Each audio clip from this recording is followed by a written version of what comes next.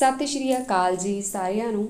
ਕੱਲ੍ਹ ਦੇ ਨਾਵਲ ਵਿੱਚ ਤੁਸੀਂ ਸੁਣਿਆ ਕਿ ਇੱਕ ਜਸਪਾਲ ਕੌਰ ਨਾਮ ਦੀ ਔਰਤ ਹੈਪੀ ਨਾਮ ਦੇ ਵਿਅਕਤੀ ਨੂੰ ਆਪਣੀ ਜ਼ਿੰਦਗੀ ਬਾਰੇ ਦੱਸ ਰਹੀ ਹੈ ਕਿ ਕਿਵੇਂ ਉਸਦੀ ਨੂੰਹ ਮਨਪ੍ਰੀਤ ਤੇ ਪੁੱਤ ਦਵਿੰਦਰ ਤੇ ਮਨਿੰਦਰ ਵੱਲੋਂ ਉਸਦੀ ਬੇਕਦਰੀ ਕੀਤੀ ਜਾਂਦੀ ਹੈ।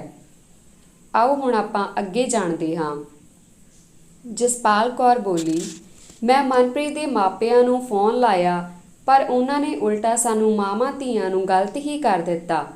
ਕਈ ਰਿਸ਼ਤੇਦਾਰਾਂ ਨੂੰ ਫੋਨ ਲਾਇਆ ਕਿ ਦਵਿੰਦਰ ਨੂੰ ਸਮਝਾ ਕੇ ਜਾਣ, ਪਰ ਕੋਈ ਨਹੀਂ ਆਇਆ। ਹੁਣ ਮੈਂ ਤੇ ਰੂਹੀ ਹਰ ਰੋਜ਼ ਮਨਪ੍ਰੀਤ ਦੀਆਂ ਗੱਲਾਂ ਤੇ ਦਵਿੰਦਰ ਦੀਆਂ ਗਾਲਾਂ ਸੁਣਨ ਜੋਗੇ ਰਹਿ ਗਏ ਸੀ। ਗੱਲ-ਗੱਲ ਤੇ ਤਾਣੇ ਮਿਹਣੇ ਮਿਲਣੇ ਸ਼ੁਰੂ ਹੋ ਗਏ ਸਨ ਤੇ ਹੁਣ ਦਵਿੰਦਰ ਆਪਣਾ ਹਿੱਸਾ ਮੰਗਣ ਲੱਗ ਪਿਆ ਸੀ। ਤੇ ਇੱਕ ਦਿਨ ਮਨਿੰਦਰ ਦਾ ਵੀ ਫੋਨ ਆਇਆ ਤੇ ਉਸਨੇ ਵੀ ਕਿਹਾ ਕਿ ਮੇਰਾ ਹਿੱਸਾ ਜੋ ਬਣਦਾ ਮੈਨੂੰ ਦੇ ਦਿਓ, ਮੈਂ ਵੇਚ ਕੇ ਚੰਡੀਗੜ੍ਹ ਫਲੈਟ ਲੈਣਾ ਹੈ, ਕਿਉਂਕਿ ਮੈਂ ਹੁਣ ਪਿੰਡ ਤਾਂ ਵਾਪਸ ਆ ਕੇ ਰਹਿਣਾ ਨਹੀਂ। ਮੈਂ ਦੋਹਾਂ ਨੂੰ ਬਹੁਤ ਸਮਝਾਇਆ ਕਿ ਪੁੱਤ ਰੂਹੀ ਦਾ ਵਿਆਹ ਕਰਨਾ ਹੈ ਤੇ ਫਿਰ ਤੁਸੀਂ ਆਪਣੇ ਹਿੱਸੇ ਲੈ ਲੈਣਾ, ਪਰ ਉਹ ਹਰ ਰੋਜ਼ ਰੱਟਾ ਪਾ ਕੇ ਬੈਠ ਗਏ ਕਿ ਸਾਡਾ ਹਿੱਸਾ ਸਾਨੂੰ ਹੁਣ ਹੀ ਚਾਹੀਦਾ ਹੈ। ਪਰ ਪਿੰਡ ਦੇ ਕੁਝ ਮੋਹਤਵਾਰ ਲੋਕਾਂ ਨੇ ਉਹਨਾਂ ਦੋਨਾਂ ਨੂੰ 1 ਮਹੀਨੇ ਦਾ ਸਮਝਾ ਕੇ ਸਮਾਂ ਲੈ ਲਿਆ ਤੇ ਮੈਂ ਰੂਹੀ ਲਈ ਛੇਤੀ ਕੋਈ ਲੜਕਾ ਲੱਭ ਕੇ ਉਸ ਨੂੰ ਵੀ ਵਿਆਹ ਦਿੱਤਾ। ਰੂਹੀ ਦੇ ਘਰ ਵਾਲਾ ਵਿਦੇਸ਼ਾਂ ਨੂੰ ਭੇਜਣ ਵਾਲਾ ਏਜੰਟ ਸੀ।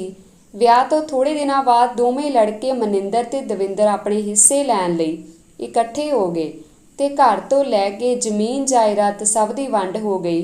ਮੈਨੂੰ ਪਹਿਲਾਂ ਦੋਹਾਂ ਨੇ ਕਹਿ ਦਿੱਤਾ ਕਿ ਤੈਨੂੰ ਅਸੀਂ ਰੱਖਾਂਗੇ, ਤੈਨੂੰ ਹਿੱਸੇ ਦੀ ਲੋੜ ਨਹੀਂ, ਬਾਕੀ ਤੈਨੂੰ ਕਿਹੜਾ ਅਸੀਂ ਇਕੱਲੀ ਨੂੰ ਛੱਡਣ ਲੱਗੇ ਹਾਂ।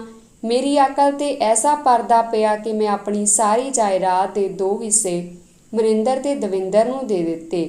ਰੂਹੀ ਦਾ ਘਰ ਵਾਲਾ ਜੋਬਨ ਸਿਉਂ ਵੀ ਹਿੱਸੇ ਲਈ ਰੂਹੀ ਨੂੰ ਤੰਗ ਕਰਦਾ ਰਿਹਾ ਕਿ ਤੂੰ ਵੀ ਆਪਣੇ ਮਾਪਿਆਂ ਤੋਂ ਹਿੱਸਾ ਮੰਗ, ਪਰ ਉਸ ਵਿਚਾਰੀ ਨੇ ਆਪਣੇ ਸਰੀਰ ਤੇ ਸਭ ਝੱਲਿਆ ਪਰ ਮੈਨੂੰ ਹਿੱਸੇ ਲਈ ਨਾ ਕਿਹਾ, ਜਿਸ ਕਾਰਨ ਜੋਬਨ ਸਿਉਂ ਨੇ ਸਾਡੇ ਨਾਲ ਵਰਤ ਵਰਤਾਵਾ ਬੰਦ ਕਰ ਦਿੱਤਾ।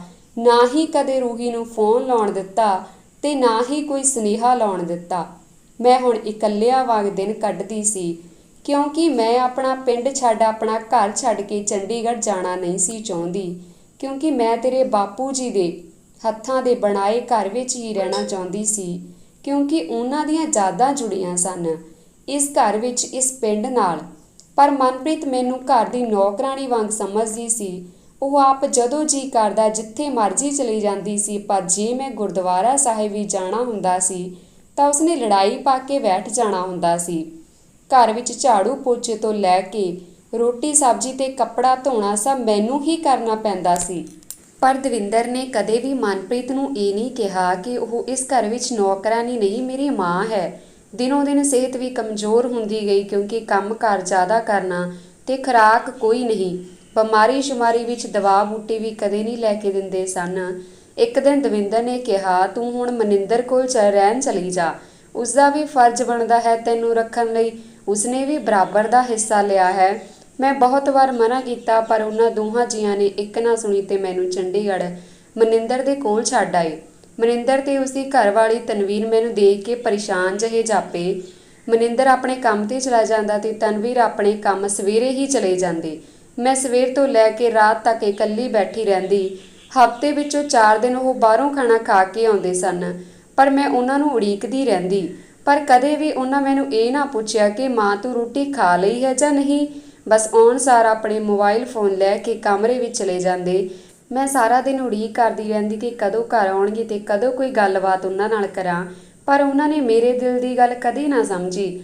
ਮੈਂ ਹੁਣ ਉਹਨਾਂ ਤੇ ਬੋਝ ਬਣ ਗਈ ਸੀ। ਇੱਕ ਦਿਨ ਮਨਿੰਦਰ ਨੇ ਆਪਣੇ ਕੰਮ ਤੋਂ ਆਉਂਦਿਆਂ ਹੀ ਮੈਨੂੰ ਕਿਹਾ, ਮਨਿੰਦਰ ਆਹ ਦੇਖ ਲਿਆ, ਹੋ ਗਿਆ ਉਹੀ ਜਿਸ ਦਾ ਡਰ ਸੀ, ਕਰਵਾ ਦਿੱਤੀ ਬੇਇੱਜ਼ਤੀ। ਜਸਪਾਲ ਕੌਰ, ਕੀ ਹੋ ਗਿਆ ਮਨਿੰਦਰ ਪੁੱਤ? ਮਨਿੰਦਰ, ਹੋਣਾ ਕੀ ਸੀ, ਚੜਵਾਤਾ ਚੰਦ ਤੇਰੇ ਸਹੇੜੇ ਜਵਾਈ ਨੇ। ਜਸਪਾਲ ਕੌਰ, ਜੋਬਨ ਨੇ ਕੀ ਕਰ ਦਿੱਤਾ ਇਹੋ ਜਿਹਾ? ਮਨਿੰਦਰ, ਹੋਣਾ ਕੀ ਸੀ, ਲੋਕਾਂ ਦੇ ਪੈਸੇ ਨੱਪ ਗਿਆ, ਕਬੂਤਰਬਾਜੀ ਕਰਦਾ ਸੀ, ਲੱਖਾਂ ਰੁਪਏ ਖਾ ਗਿਆ, ਲੋਕਾਂ ਦੇ ਅਗਲੇ ਲੱਭਦੇ ਫਿਰਦੇ ਨੇ। ਜਸਪਾਲ ਕੌਰ, ਹਾਏ ਵੇ ਸੱਚੀ ਪੁੱਤ, ਹਾਏ ਓਏ ਰੱਬਾ, ਆ ਕੀ ਕਰ ਦਿੱਤਾ ਇਸ ਆਦਮੀ ਨੇ? ਹੁਣ ਕਿੱਥੇ ਆ ਤੇ ਰੂਹੀ ਤਾਂ ਠੀਕ ਆ ਨਾ? ਕਿੱਥੇ ਆ ਕੁੜੀ ਵਿਚਾਰੀ ਮਨਿੰਦਰ? ਮੈਨੂੰ ਕੀ ਪਤਾ ਕਿੱਥੇ ਆ ਜੋਬਨ ਤੇ ਕਿੱਥੇ ਆ ਰੂਹੀ? ਉਹ ਤਾਂ ਘਰੇ ਹੀ ਹੋਊ, ਉਹ ਨਿਕਲਿਆ ਹੋਣਾ ਕਿਸੇ ਪਾਸੇ। ਜਸਪਾਲ ਕੌਰ, ਵੇ ਪੁੱਤ ਲਾਈ ਖਾ ਫੋਨ ਕੁੜੀ ਨੂੰ, ਵਿਚਾਰੀ ਕੀ ਪਤਾ ਕਿਸ ਹਾਲ ਵਿੱਚ ਹੋਊ। ਉਹ ਵਿਚਾਰੀ ਨੂੰ ਤਾਂ ਦੁਨੀਆਦਾਰੀ ਦੀ ਪੂਰਾ ਸਮਝ ਵੀ ਨਹੀਂ। ਕਰ ਖਾ ਪਤਾ, ਨਹੀਂ ਤਾਂ ਆਪਾਂ ਜਾ ਹੀ ਆਈਏ ਵੇ ਪੁੱਤ। ਹੈਂ ਤਨਵੀਰ, ਨਾ ਨਾ ਸਾਨੂੰ ਨਹੀਂ ਲੋੜ। ਅਖੇ ਮਨਿੰਦਰ, ਆਪਾਂ ਜਾ ਆਈਏ ਨਾ, ਸਾਨੂੰ ਕਾਹਨੂੰ ਇੱਜ਼ਤ ਪਿਆਰੀ ਆ ਆਪਣੀ। ਤੂੰ ਚਲੀ ਜਾ, ਜੇ ਬਹੁਤਾ ਹੇਜ ਆਉਂਦਾ ਤਾਂ ਅਸੀਂ ਨਹੀਂ ਜਾਣਾ। ਜਸਪਾਲ ਕੌਰ, ਨਾ ਨਾ ਪੁੱਤ, ਇੰਜ ਨਹੀਂ ਕਰੀਦਾ, ਉਹ ਵੀ ਮੇਰੇ ਢਿੱਡੋਂ ਜਾਈ ਆ, ਇਹਦੀ ਭੈਣ ਆ, ਇਉਂ ਨਹੀਂ ਕਰੀਦਾ। ਮਨਿੰਦਰ, ਉਹ ਬੱਸ ਕਰ ਮਾਂ, ਤੂੰ ਵੀ ਕਿੰਨਾ ਚਿਰ ਹੋ ਗਿਆ, ਕਦੇ ਫੋਨ ਕੀਤਾ ਉਹਨੇ? ਜਸਪਾਲ ਕੌਰ, ਵਾਹਿਗੁਰੂ ਵਾਹਿਗੁਰੂ ਨਾਮ ਵੇ ਨਾ ਪੁੱਤ, ਉਸ ਵਿਚਾਰੀ ਨੂੰ ਤਾਂ ਉਹਦਾ ਬੰਦਾ ਨਹੀਂ ਆਉਣ ਜਾਣ ਦਿੰਦਾ, ਨਹੀਂ ਤਾਂ ਉਹਦਾ ਕਿਹੜਾ ਜੀ ਨਹੀਂ ਕਰਦਾ ਆਪਣੀ ਮਾਂ ਨੂੰ ਮਿਲਣ ਨੂੰ, ਆਪਣੇ ਵੀਰ ਭਾਬੀਆਂ ਨੂੰ ਮਿਲਣ ਨੂੰ। ਉਹਦੇ ਤੇ ਕੀ ਬੀਤਦੀ ਹੋਣੀ ਆ, ਅੱਜ ਇਹ ਸੋਚ ਲਵੋ। ਆਖਿਰ ਅਸੀਂ ਉਹਦੇ ਆਪਣੇ ਆ, ਕੋਈ ਬਗਾਨੇ ਨਹੀਂ, ਤਾਂ ਹੀ ਸੁੱਖ ਦੁੱਖ ਵਿੱਚ ਖੜਨਾ ਉਹਦੇ ਨਾਲ। ਤਨਵੀਰ, ਨਹੀਂ ਨਹੀਂ, ਸਾਨੂੰ ਨਾ ਸਮਝਾਓ, ਅਸੀਂ ਨਹੀਂ ਰੱਖਣਾ ਵਰਤ ਵਰਤਾਵਾ, ਸਾਨੂੰ ਨਹੀਂ ਲੋੜ ਇਹੋ ਜਿਹੇ ਲੋਕਾਂ ਨਾਲ ਵਰਤਣ ਦੀ ਜਿਹੜੇ ਠੱਗੀਆਂ ਮਾਰਦੇ ਫਿਰਦੇ ਨੇ। ਅਸੀਂ ਨਹੀਂ ਜਾਣਾ ਤੇ ਨਾ ਸਾਨੂੰ ਹੁਣ ਕਹਿਓ। ਚਲੋ ਮਨਿੰਦਰ, ਤੁਰੋ ਤੁਸੀਂ ਵੀ, ਸਾਡੇ ਕੋਲ ਹੈ ਨਹੀਂ ਟਾਈਮ। ਤੇ ਮਨਿੰਦਰ ਤਨਵੀਰ ਦੇ ਪਿੱਛੇ ਹੀ ਤੁਰ ਪਿਆ। ਉਸਨੇ ਮੇਰੇ ਹੰਝੂ ਨਹੀਂ ਦੇਖੇ, ਆਪਣੀ ਧੀ ਬਾਰੇ ਸੋਚ ਪਰੇਸ਼ਾਨ ਸੀ। ਮੈਂ ਮਨਿੰਦਰ ਨੂੰ ਆਵਾਜ਼ ਮਾਰ ਕੇ ਦਵਿੰਦਰ ਨੂੰ ਫੋਨ ਲਾਉਣ ਬਾਰੇ ਵੀ ਕਿਹਾ, ਪਰ ਉਸਨੇ ਮਨਿੰਦਰ ਨੂੰ ਹੀ ਕਹਿ ਦਿੱਤਾ ਕਿ ਮੇਰੇ ਨਾਲ ਗੱਲ ਕਰਵਾਉਣ ਦੀ ਲੋੜ ਨਹੀਂ, ਮੈਂ ਨਹੀਂ ਇਹੋ ਜਿਹੇ ਕੰਮਾਂ ਵਿੱਚ ਕਿਤੇ ਜਾਣਾ, ਤੂੰ ਆਪਣੇ ਆਪ ਨਾ ਕਰ ਦੇ। ਦਵਿੰਦਰ ਨੇ ਨਹੀਂ ਜਾਣਾ ਤੇ ਮਨਿੰਦਰ ਨੇ ਇਹ ਕਹਿੰਦੇ ਆਪਣੇ ਕਮਰੇ ਦਾ ਦਰਵਾਜ਼ਾ ਲਾ ਲਿਆ। ਮੈਂ ਸਾਰੀ ਰਾਤ ਜਾਗਦੀ ਤੜਫਦੀ ਰਹੀ ਕਿ ਹੁਣ ਕੀ ਬਣੂਗਾ ਮੇਰੀ ਰੂਹੀ ਦਾ, ਉਹ ਕਿਸ ਹਾਲ ਵਿੱਚ ਹੋਵੇਗੀ। ਤੇ ਕਿਤੇ ਪੁਲਿਸ ਨੇ ਉਸ ਨੂੰ ਤਾਂ ਨਹੀਂ ਕੁਝ ਕਿਹਾ, ਪਰ ਦੋਹਾਂ ਪੁੱਤਰਾਂ ਨੂੰ ਕੋਈ ਦਰਦ ਨਹੀਂ ਸੀ। ਆਪਣੇ ਨਾਲ ਦੀ ਜੰਮੀ ਲਈ ਪਤਾ ਨਹੀਂ ਕਿਉਂ ਖੂਨ ਚਿੱਟਾ ਹੋ ਜਾਂਦਾ। ਸਵੇਰੇ ਉੱਠਣ ਸਾਰ ਮੈਂ ਮਨਿੰਦਰ ਨੂੰ ਕਿਹਾ ਕਿ ਪੁੱਤ ਮੈਨੂੰ ਤਾਂ ਜਾਣਾ ਹੀ ਪੈਣਾ, ਆਖਿਰ ਢਿੱਡੋਂ ਜਾਈ ਆ ਮੇਰੇ ਕੋਲ ਰਹਿ ਨਹੀਂ ਹੁੰਦਾ। ਇੰਜ ਕਰ ਮੈਨੂੰ ਬੱਸ ਚੜ੍ਹਾ, ਐਨੀ ਕੁ ਤਾਂ ਗੱਲ ਮੰਨ ਲੈ ਆਪਣੀ ਮਾਂ ਦੀ। ਤਾਂ ਮਨਿੰਦਰ ਬੋਲਣ ਹੀ ਲੱਗਿਆ ਸੀ ਕਿ ਪਹਿਲਾਂ ਤਨਵੀਰ ਬੋਲ ਪਈ ਕਿ ਜੇ ਤੂੰ ਜਾਣਾ ਤਾਂ ਚਲੀ ਜਾ, ਪਰ ਦੁਬਾਰਾ ਇੱਥੇ ਨਾ ਆਵੀਂ, ਇਹ ਸੋਚ ਸਮਝ ਕੇ ਫੈਸਲਾ ਕਰੀ।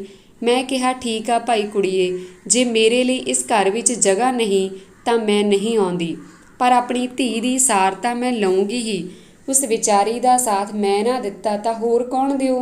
ਮਨਿੰਦਰ ਨੇ ਕਿਹਾ, ਸੋਚ ਲੈ ਮਾਂ ਇੱਕ ਵਾਰ, ਤਨਵੀਰ ਦੀ ਗੱਲ ਨੂੰ ਵਿਚਾਰ ਲੈ ਇੱਕ ਵਾਰ। ਮੈਂ ਕਿਹਾ ਪੁੱਤਰਾ ਕੋਈ ਗੱਲ ਨਹੀਂ, ਮੈਂ ਵਿਚਾਰ ਵੀ ਲਿਆ ਤੇ ਸੋਚ ਸਮਝ ਵੀ ਲਿਆ। ਹੁਣ ਇੰਨਾ ਕੁ ਕੰਮ ਕਰੇਗਾ ਕਿ ਨਹੀਂ?